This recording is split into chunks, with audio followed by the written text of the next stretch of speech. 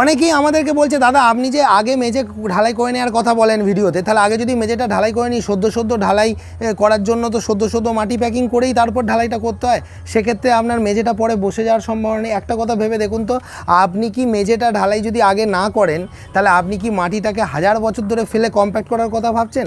একটা জিনিস জেনে রাখবেন, 100 বছর ধরেও যদি আপনি মাটি ফেলে রাখেন না, কম্প্যাকশান আসবে, অ্যাচিভ করতে পারবেন না।